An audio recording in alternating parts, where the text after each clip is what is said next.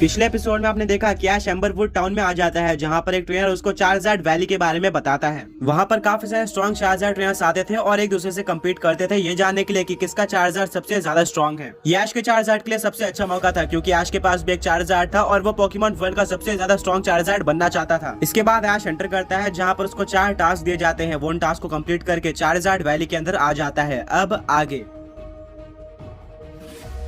जैसे ही ऐश Charizard valley के अंदर एंटर करता है, उसको देखने को मिलता है कि वहां पर काफी सारे स्ट्रॉन्ग चार्जार्ड थे और साथ में कुछ चार्जार्ड ट्रेनर्स भी। वो ट्रेनर्स ऐश को वेलकम करते हैं और बोलते हैं कि फाइनली एक नया ट्रेनर चार्जार्ड वैली में आया। देखते हैं कि तुम किस तरह का कंपटीशन दे पाते हो। देखने में तो तुम्हारा चार्जार्ड बिल्कुल डिसेंट लग रहा है। ऐश बोलता है मेरा चार्जार्ड पोकेमॉन वर्ल्ड का सबसे स्ट्रॉन्ग चार्जार्ड बनना चाहता है और इसीलिए वो यहाँ पर कम्पीट करने आया है। मैंने सुना है कि यहाँ पर टूर्नामेंट्स भी होते हैं, जहाँ पर पूरे पोकेमॉन वर्ल्ड के सबसे स्ट्रॉन्ग ट्रेनर्स आते हैं और ये मेरे चार्जार्ड के लिए परफेक्ट अपॉर्चुनिटी हो सकती है। वो पोकेमॉन वर्ल्ड का सबसे स्ट्रॉन्ग चार्जार्ड बनना चाहता है। वो ट्रेनर्स बोलते हैं जरूर, यहाँ पर काफी सारे टूर्नामेंट्स कराए जाते हैं, बट हाँ याद रखना वहाँ पर काफी सारे स्ट्रॉन्ग ट्रेनर्स आते हैं पूरे पोकेमॉन वर्ल्ड से और उनके सामने तुम्हारा चार्जार्ड का बचना मुश्किल है। ऐश बोलता है कोई बात नहीं, मुझे अपने चार्जार्ड पर पूरा भरोसा है, वो सबको डिफीट कर देगा। तो टूर्नामेंट कब स्टार्ट होने वाला है? वो ट्रेनर्स बोलते हैं कि काफी टाइम से यहाँ पर कोई भी चार्जार्ड टूर्नामेंट नहीं हुआ है, तो ये सही टाइम है उसको स्टार्ट करने का। बट इसके लिए सारे चार्जार्ड ट्रेनर्स को एग्री करना होगा और काफी सारे ट्रेनर्स अभी के लिए यहाँ पर नहीं है। वो कहीं और गए हुए हैं या फिर अपने होम रीजन में गए हैं। जब वो आ जाएंगे तभी टूर्नामेंट स्टार्ट हो सकता है।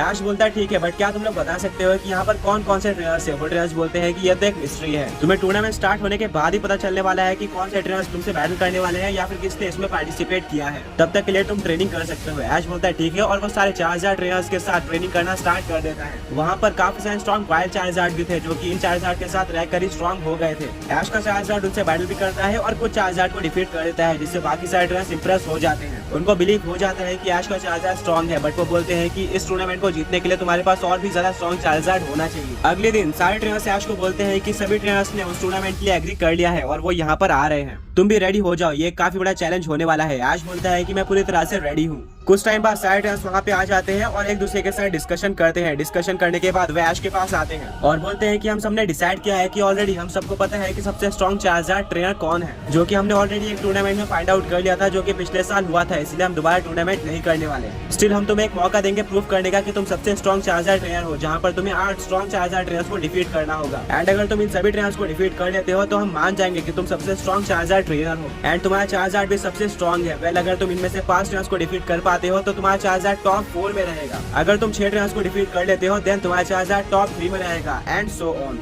ऐश बोलता है ये तो और भी ज्यादा परफेक्ट है, मैं इसके लिए एग्री करता हूँ और इससे मेरे चार्जार्ड का असली टेस्ट होने वाला है। मुझे ऑलमोस्ट सारे ट्रेनर्स से बैटल करने का मौका मिलने वाला है। वो ट्रेनर्स बोलते हैं ठीक है, फिर ये टूर्नामेंट कल से स्टार्ट होने वाला है। ऐश चार्जार्ड वैली में काफी ट्रेनिंग करता है अपने चार्जार्ड के साथ और अपने चार्जार्ड को और भी स्ट्रॉन्ग बनाने की कोशिश करता है। अगले दिन टूर्नामेंट स्टार्ट होने वाला था। ऐश को बताया जाता है कि इसकी बैटलफील्ड चार्जार्ड वैली की ही बैटलफील्ड रहेगी, जहाँ पर काफी सारे वोल्केनो, लावा और माउंटेन्स होने वाले हैं। इसमें चार्जार्ड का असली टेस्ट होगा, क्योंकि वो एक फायर टाइप पोकेमॉन है। इसमें उसके अटैकिंग पावर्स के साथ साथ उसकी स्ट्रेटेजीज भी टेस्ट होने वाली है कि वो अलग तरह के कंडीशन में कैसे बैटल कर सकता है, जो कि चार्जार्ड्स को फेवर करती है। ऐश बोलता है मैं बिल्कुल रेडी हूँ। टूर्नामेंट स्टार्ट हो जाता है और सबसे पहला ट्रेनर ऐश के सामने आने वाला होता है, जो कि था नंबर 8 रैंक चार्जार्ड ट्रेनर। ये चार्जार्ड ट्रेनर ऐश के सामने आ जाता है। ये बिल्कुल एक न्यू पोकेमॉन ट्रेनर था, जिसको ऐश ने सबसे पहली बार देखा था। वो ऐश के सामने आ जाता है और बोलता है कि क्या मैं सही हूँ, तुम ऐश हो? ऐश बोलता है कि हाँ, बट तुम्हें कैसे पता? वो ट्रेनर बोलता है कि फर्स्ट ऑफ ऑल मेरा नाम चार्ल्स है और मैं यहाँ का नंबर 8 रैंक पोकेमॉन ट्रेनर हूँ चार्जार्ड के मामले में। एंड मुझे कुछ पोकेमॉन ट्रेनर्स ने डिस्कशन करते हुए तुम्हारे बारे में बताया था। मैं काफी एक्साइटेड हूँ तुमसे बैटल करने के लिए। ऐश बोलता है मैं भी, तो क्यों ना बैटल स्टार्ट करी जाए। चार्ल्स बोलता है बिल्कुल, पर रेफरी बोलता है कि ये बैटल 1-on-1 होने वाली है, जहाँ पर ऐश का चार्जार्ड बैटल करेगा चार्ल्स के चार्जार्ड से।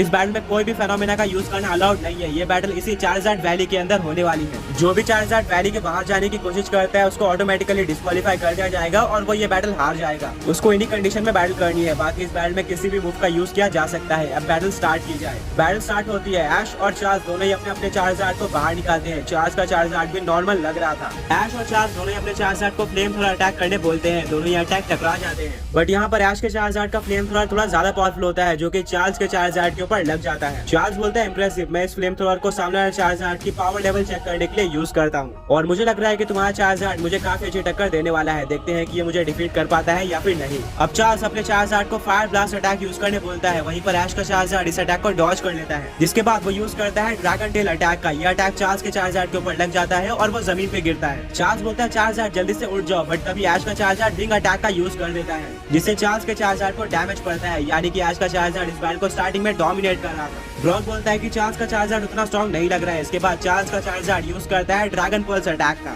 जिसको काउंटर करने के लिए ऐश का चार्जर्ड ड्रैगन रेज अटैक का यूज करता है। दोनों अटैक टकरा जाते हैं, बट इस बार सबको सरप्राइज करते हुए चार्ल्स के चार्जर्ड का ड्रैगन पल्स ज्यादा पावरफुल होता है, जो कि ऐश के चार्जर्ड के ऊपर लग जाता है। मिस्टी और सैना बोलते हैं कि ये कैसे पॉसिबल है, क्योंकि ऐश के चार्जर्ड का फ्लेम थ्रोअर तो चार्ल्स के चार्जर्ड के फ्लेम थ्रोअर से ज्यादा पावरफुल था। ब्रॉक बोलता है कि इसके 2 पॉइंट्स हो सकते हैं। सबसे पहला ये हो सकता है कि चार्ल्स के चार्जर्ड के ड्रैगन टाइप अटैक ज्यादा पावरफुल है उसके फायर टाइप अटैक से, क्योंकि उसने ड्रैगन टाइप अटैक्स की ज्यादा ट्रेनिंग करी होगी। सेकंड पॉइंट ये हो सकता है कि ड्रैगन रेज के मुकाबले ड्रैगन पल्स से कहीं ज्यादा पावरफुल ड्रैगन टाइप अटैक है, एंड इसीलिए उसने ड्रैगन रेज अटैक को ओवरपावर कर लिया। वरना अगर दोनों ही चार्जर्ड ड्रैगन रेज या फिर ड्रैगन पल्स का यूज करते तो डेफिनेटली ऐश के चार्जर्ड का अटैक भारी पड़ता है। सहीना बोलती है कि हाँ, ये बिल्कुल लॉजिकल है। बैटल कंटिन्यू होती है। ऐश अपने चार्जर्ड को ओवरहीट अटैक यूज करने बोलता है। वहीं पर चार्ल्स का चार्जर्ड यूज करता है फ्लेम थ्रोअर का। दोबारा से ही दोनों अटैक टकरा जाते हैं, बट इस बार ऐश के चार्जर्ड का ओवरहीट ज्यादा पावरफुल था, जो कि चार्ल्स के चार्जर्ड के ऊपर लग जाता है और चार्ल्स का चार्जर्ड जमीन पर गिर जाता है। ऐश बोलता है चार्जर्ड यही मौका है, चलो ज्यादा टाइम वेस्ट नहीं करते हैं और इस बैटल को यहीं पर एंड कर देते हैं। अपने सिग्नेचर मूव साइज का यूज करो। चार्ल्स बोलता है कि चार्जर्ड तुम्हें इस अटैक को डॉज करना होगा। चार्ल्स का चार्जर्ड इस अटैक को डॉज करने की कोशिश करता है, बट किसी तरह से ऐश का चार्जर्ड उसको पकड़ लेता है और आसमान में लेके जाकर उसको गोल गोल घुमा के जमीन पर फेंक देता है, जिससे एक काफी बड़ा एक्सप्लोजन होता है। चार्ल्स बोलता है कि मुझे नहीं लगता है कि इससे ज्यादा फर्क पड़ने वाला है, क्योंकि एक फाइटिंग टाइप अटैक है। वहीं पर चार्जर्ड एक फायर फ्लाइंग टाइप पोकेमॉन होता है, जिसके ऊपर फ्लाइंग टाइप वीक है। पर जब धुआं हटता है तो हमें देखने को मिलता है कि चार्ल्स का चार्जर्ड हार चुका है, जिससे चार्ल्स पूरी तरह से शॉक रह जाता है। ऐश, ब्रॉक, मिस्टी और सैना काफी खुश होते हैं। ऐश अपने चार्जर्ड को गले लगा लेता है। ब्रॉक, मिस्टी और सैना बोलते हैं कि हमें नहीं लगा था कि तुम पहली बैटल इतना ज्यादा इजीली जीतने वाले हो, पर मानना पड़ेगा तुम्हारा चार्जर्ड सच में काफी ज्यादा स्ट्रॉन्ग है। ऐश बोलता है कि मुझे अपने चार्जर्ड के ऊपर शुरू से ही भरोसा था कि वो मुझे ये बैटल जिता देगा। तभी चार्ल्स ऐश के पास आता है और वो उससे हाथ मिलाता है। वो बोलता है कि सैडली अब मैं एक रैंक नीचे जा चुका हूँ, यानी कि अब मैं टॉप 9 चार्जर्ड ट्रेनर्स में हूँ, एंड तुम टॉप 8 में आ चुके हो। उसके लिए कांग्रेचुलेशन, एंड तुम डिजर्व भी करते हो। तुमने काफी अच्छी बैटल करी है।